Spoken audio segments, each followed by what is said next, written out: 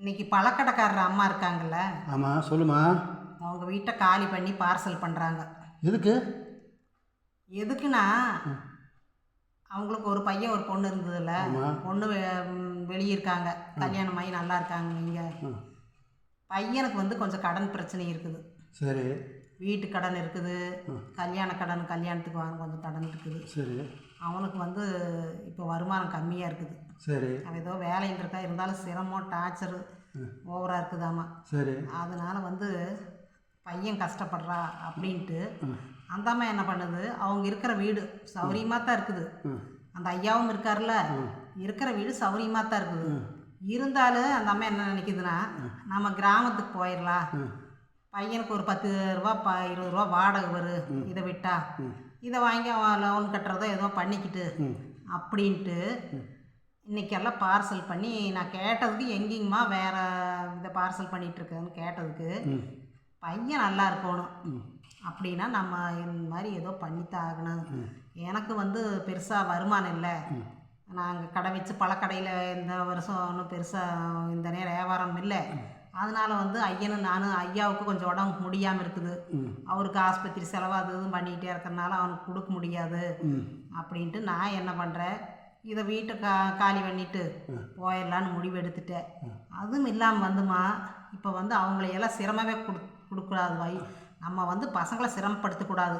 நம்ம வயசான காலத்தில் நம்ம உண்டு நம்ம வேலையுண்டு அப்படின்ட்டு போயிடணும். அதுதான் நான் இப்படியெல்லாம் பார்சல் பண்ணி எல்லாம் முடிவு பண்ணியாச்சு. எல்லாம் பசங்க சொன்னாலும் கேட்க மாட்டேன், நான் எடுத்த முடிவு தான் இது அப்படின்னு சொல்லிட்டு என்ன சொல்லுது தெரியுமா, அந்த அம்மா சொன்னதை நினச்சா எனக்கு சங்கடமாக இருக்குது. அம்மாவுக்கு இந்த அம்மாவுக்கு வருமானம் கம்மி தான், இருந்தாலும் அந்த அம்மா கவலைப்படல.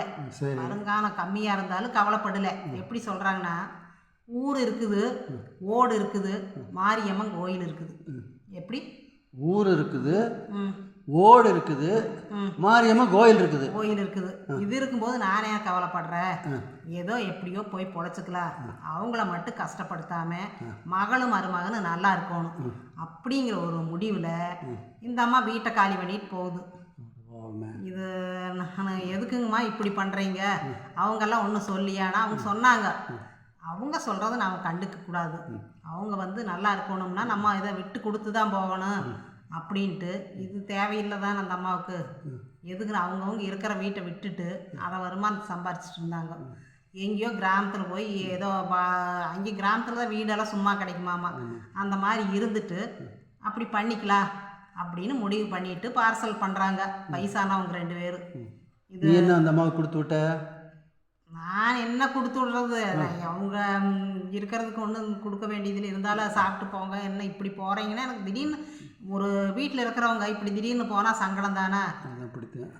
அதனால் நான் ஊர் இருக்குது, ஓடு இருக்குது, மாரியம்மன் கோயில் இருக்குது, நான் எப்படி வேணாலும் பொழைச்சிக்குவேன், ஏதோ ஒரு சட்டி தூக்கிட்டு போனால் எங்கே பிச்சை எடுத்தாலும் போகுது, மகன் நல்லா இருக்கணும் மருமகன் நல்லா இருக்கணும் அப்படிங்கிற முடிவுக்கு வந்துட்டாங்க. ஏன்னா பையன் கடனாளியாக இருக்கக்கூடாதாமா, சரி, அவன் கஷ்டப்படக்கூடாது அப்படின்னு ஒரு அம்மா, பழக்கார அம்மா வேதனையாக சொல்கிறாங்க. இது என்ன வேதனைன்னு சொல்கிறதா சோதனையா என்ன நம்மளுக்கே புரியல. அதுதான் அப்போ அதுக்காக அப்படி பண்ணிட்டு நாளைக்கு நம்ம இப்படி பண்ணிக்கலாமா? நம்மள எப்படி வீடு இருக்குது, ஓடு இருக்குது, சோடு இருக்குன்னு உங்களுக்கு எதுக்கு? அப்புறம் என்ன சொல்கிற? அவங்க அப்படி சொல்கிறாங்க. சரி, நான் அந்த அம்மா மனசில் என்ன பட்டுச்சோ, அந்த அம்மா மனசில் அப்படி பட்டுருச்சு. ஏன்னா மன வேதனை எப்படின்னா அந்த அம்மாவுக்கு ஆமாம், அதை விட சொன்னது எப்படின்னா, இப்போ வந்து சொந்தம் வந்து அந்த அம்மாவுக்கு சின்ன வயசுலேருந்தே ஃப்ரெண்ட்ஸுக்கு அமையலையாமா. சரி. அப்புறம் போய் அங்கேயும் வாடகைக்கு இருக்கிறாங்கன்னா அங்கேயும் ஒரு ஃப்ரெண்ட்ஸு ஒரு சில அமையலையாமா. அதனால வந்து என்கிட்ட சொன்னது நான் சொல்கிறேன், அதனால வந்து இருக்கிற இடம் எனக்கு அந்தளவுக்கு ஒரு இதாக பிடிக்கல. அதனால் நான் பிறந்த ஊருக்கு போனேன்னா அங்கே தான் 4 சனங்க இருப்பாங்க, அப்படி நான் பொழைச்சிட்டு போகிறேன், என்னை கண்டுக்க கூடாது அப்படின்ட்டு புறப்பட்டோம். சரி, போய் எங்கேயோ போய் நல்லா இருங்க அப்படின்ட்டு நான் அதான் உங்கள்கிட்ட சொல்ல சொன்னாங்க. அப்போ நான் வந்துடுவாருங்க, நீங்கள் போகிறக்குள்ள வந்துடுவாங்க அப்படின்னு நானும் சொல்லிட்டேன். சரியா? அதுதான் நானும் சொல்கிறேன்.